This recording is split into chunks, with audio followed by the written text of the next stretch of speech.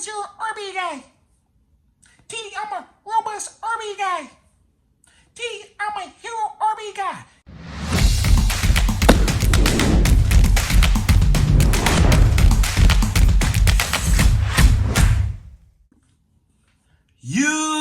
YouTube! What's good, guys? It's your boy TD, and I'm back again with another video from Fantasy Good Sports, guys. And today's video is going to be on 5 drafting strategies that you should be implementing in your drafts. Yes, guys, you should be implementing these draft strategies. Now, listen, I don't want to hear none of that. TD, I'm a zero RB guy. TD, I'm a robust RB guy.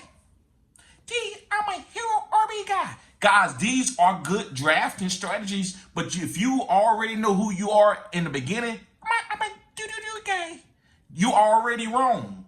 Guys, you should be implementing these draft strategies depending on what's left on your board. So today, I'm going to give you some drafting strategies that you should be implementing at what draft position that you're in. I think these draft positions are good depending on, these drafting strategies are good depending on your drafting board, what's left on the board. So guys, make sure you hit the like button and subscribe to this channel. This is cutting edge content. I said what I said. This is cutting edge content. So let's begin, guys. So listen, I'm going to break down each drafting strategy and tell you how you should be implemented depending on what's on the board. So let's go with my first drafting strategy. This is not no TD, I'm a zero RB guy. TD, I'm a hero RB guy. TD, I'm a robust RB guy. This is not none of that.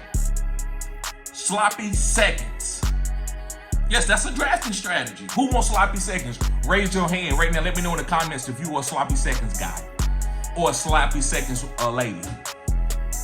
I'm waiting. I'm watching the comments right now. You like sloppy seconds? No, nobody likes sloppy seconds. Now listen, we all had a little bit of sloppy seconds, pun intended. We all have. So yeah, sometimes it's okay. But what I mean when I say sloppy seconds, guys, if you are in a super flex league and everybody is drafting quarterbacks and you at the 1718 and you get to draft your quarterback at the 17 or the 18, why would you do that? Why would you get the number 8 quarterback depending on everybody's rankings? No, what you should be doing is going to get the best RB. You're going to be the first one to get the RB off the board. If everybody goes RB and you're not in a super flex league, you're in a single quarterback league, and everybody goes 5 or 6 straight running backs, you should go wide receiver. Vice versa. It's called no sloppy seconds. So try to get the best available player at each position depending on what the league is doing, what your league members are doing. That's what I like to call no sloppy seconds. And you can implement this draft all the way out through each round. So if everybody is targeting a lot of tight ends and tight ends are taken off the board, you know what? Go ahead and get your quarterback. If everybody's targeting quarterbacks, you know what? Go ahead and get your RB. You get the point. This is not that. TD, I'm a zero RB guy. TD, I'm a robust RB guy. TD, I'm a hero RB guy. None of that. You don't know what you is. You should be knowing what you are according to your draft picks, according to what's left on the board. So let's move on. So remember, no sloppy seconds. Always zig and zag. So everybody going quarterback, go running back, vice versa. Okay, let's move on. My next number 2. I'm not gonna hold you up on this video, but my number 2 drafting strategy is zero RB. Now listen, this is not I'm a zero RB guy. This is, oh, okay. So everybody's went RB and heavy in this half-point PPR league. You know what? I'm going to get Tyreek Hill at the 1-5. Everybody went CMC, Bijan, and Breach. So I'm going Tyreek Hill, or I'm going Jamar Chase, or I'm going Amon-Ra St. Brown. So you implement the zero RB strategy, guys, if everybody's going RB. Now listen, if you got the number 1 pick and you can get an elite wide receiver, you also can go zero RB too, because you're getting a top wide receiver, and then you coming around and you can wait for another wide receiver, which is going to be another elite guy. But don't go zero RB if you at 7 through 12, because those wide receivers are not optimal anymore. You are getting the second tier of elite receivers, and that's kind of going to your sloppy seconds. You see how all this goes together. So I'm gonna wrap all this together, all the drafting strategies together, all the I'm a zero RB guy. I'm a hero RB guy. I'm gonna wrap all of that together, and I'm gonna show you why you should be drafting and changing up your strategies each round or every 3 rounds, depending on what's left on the board. And then you can go back and look at your drafting and you can tell what you did. All this, I'm a zero RB guy. I'm a hero RB guy. I'm a robust RB guy. all of that stuff, that's gonna get your ass whooped. Okay. So yes, 0 RB. If you got the first top 5 picks, you can get elite wide receiver. Or if your team, if you're in a half-point PPR league and everybody has already drafted all the RBs, then you can go get a wide receiver. So that's why I said it depends. But don't be drafting AJ Brown in the first round, and just because you want to go 0 RB. Now, if you own AJ Brown and that's a different type of strategy, then that's different. That's a prerogative pick. That's fine. But don't be going 0 RB just to go 0 RB, just to go tell everybody, I'm a 0 RB guy. okay, so let's move on. Number 3 drafting strategy that people like to implement, I think you can implement this, just depending on what's left on your board, is hero RB. So guys, when you're going hero RB, basically what you're doing is you taking an elite running back and then you're going to get your other positions. It could be quarterback, it could be tight end, depending on what's left on the board. But don't go in saying I'm going to get hero RB and you just draft a running back and you get Jahmyr Gibbs in the first round just because you wanted to go hero RB. Take what's on the board. Take what's on the board. Go in, and basically what you're doing, you want to be like Wata. You want to be able to flow to any of these 5 drafting strategies at any point in time, depending on what's left on your board. And you taking the best available player.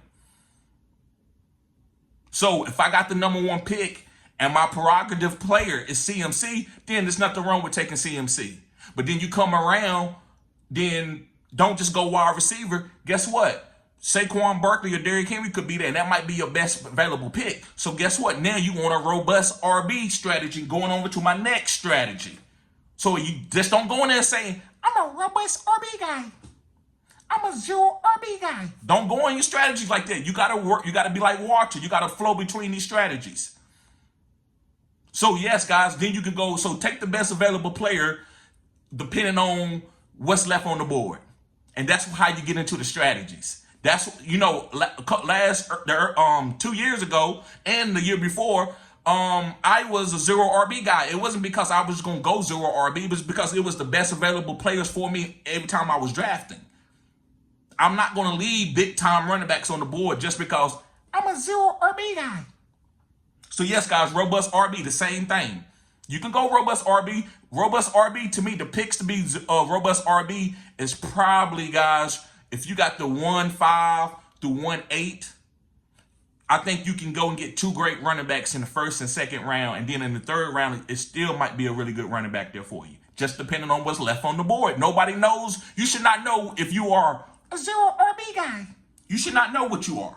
You should know. You gotta wait till your draft, and you're in the middle of your draft to know what you're gonna do.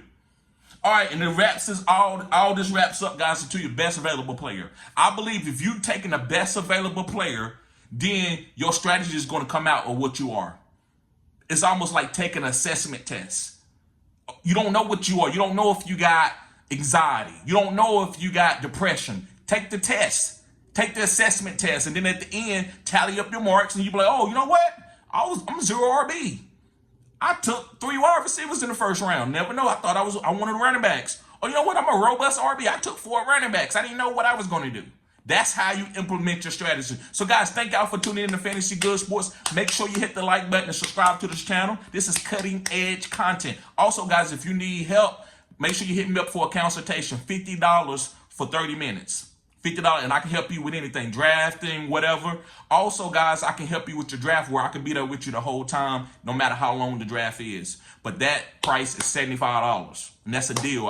I'm usually charging $100 for that. But if you are a Phenom member, sign up as a Phenom member, guys, you basically can get that for $50, and I can be with you the whole time. 7 days, 1 day, 30 minutes, it doesn't matter.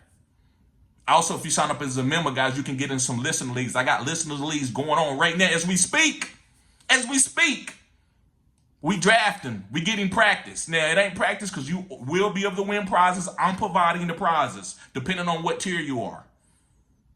So, guys, thank y'all for tuning in. Make sure you hit the like button, subscribe to this channel. This is cutting edge content.